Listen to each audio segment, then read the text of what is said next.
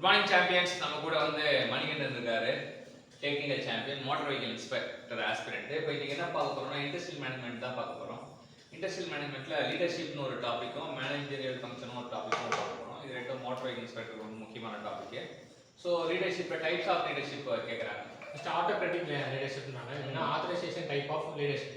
So authoritarian அப்படின்ற ஆட்டோக்ராட்டிக்னா அவர்கிட்ட தான் எல்லாம், அதான் ஆட்டோக்ராட்டிக். அவர் தான் அத்தாரிட்டினா அவர் தான் அப்படின்னா அது டைப் ஆஃப் லீடர்ஷிப் தான் வந்து ஆட்டோக்ராட்டிக் லீடர்ஷிப். இது 2012 டிஎன்பிசி 2012 கேட்கப்பட்ட கேள்வி.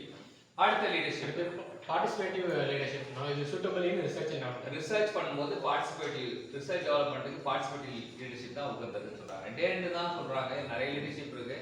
இருந்தாலும் வந்து இந்த ரெண்டு லீடர்ஷிப் வந்து ரெண்டு எக்ஸாம்ல கேட்கப்பட்ட கேள்வி. 2014 பார்ட்டிசிபேட்டிவ் லீடர்ஷிப் ரிசர்ச் டெவலப்மெண்ட்டுக்கு உகந்ததா இருக்கு. ஆட்டோக்ராட்டிக் லீடர்ஷிப் அத்தாரிட்டியன் டைப் அப்படின்றாங்க. இப்போ லீடர்ஷிப்ல எந்த ஸ்கில் வந்து ரொம்ப முக்கியமான ஸ்கில்? Communication skill. அது 2012 கேட்டிருக்காங்க. லீடரா இருக்கணும்னா வந்து பேச தெரியும். பேச தெரிஞ்ச குழந்தை பொழைச்சிக்கும் அப்படின்வாங்க. நம்ம ஊர்ல வந்து பேச தெரிஞ்ச குழந்தை பொழைச்சிக்கும். லீடர்ஷிப்னா கம்யூனிகேஷன் ஸ்கில் தான் லீடர்ஷிப் வரும். அடுத்து மேனேஜிங் ஃபங்க்ஷன்ல கண்ட்ரோலிங்னா என்ன? கண்ட்ரோலிங்னா measurement and correction of performance. So வந்து ஒரு பெர்ஃபார்மன்ஸை அளந்துட்டு அதை சரி செஞ்சோம் அப்படின்னா இப்போ நம்ம டெஸ்ட்டே எழுதுறோம். டெஸ்ட்டில் வந்து 10க்கு 6 மார்க் எடுக்கும், மெஷர் பண்ணுறோம். அப்புறம் மறுபடியும் 4 தப்பு பார்க்கணும், அப்புறம் மறுபடியும் கரெக்ஷன் பண்ணுறோம். ஸோ மெஷர் பண்ணிட்டு கரெக்ட் பண்ணால் அதுதான் கண்ட்ரோலிங். இது டிஎன்பிசி 2014 கேட்கப்பட்ட கேள்வி. ஸோ நான் பட்ஜெட்டரி கண்ட்ரோல் டிவைஸ் அப்படின்னா என்னன்னா operational auditor. So operational audit வந்து இது குட் எக்ஸாம்பிள் ஃபார் நான் பட்ஜெட்டரி கண்ட்ரோல் டிவைஸ். இது வந்து ரெண்டு விதமான control device, budgetary control device, நான் பட்ஜெட்டரி கண்ட்ரோல் டிவைஸ் இருக்கு. ரெண்டுத்துல வந்து உதாரணம் பார்த்தீங்கன்னா ஆப்ரேஷனல் ஆடிட் வந்து நான் பட்ஜெட்டரி கண்ட்ரோல் டிவைஸ்க்கு உதாரணமானது. 2014 கேட்கப்பட்ட கேள்வி.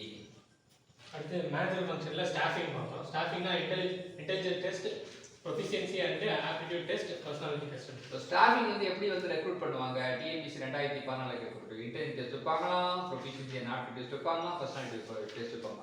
இது மூலியமா தான் ஸ்டாஃபிங் வந்து பண்ணுவாங்க. டீசென்ட்ரலைசேஷன் என்ன?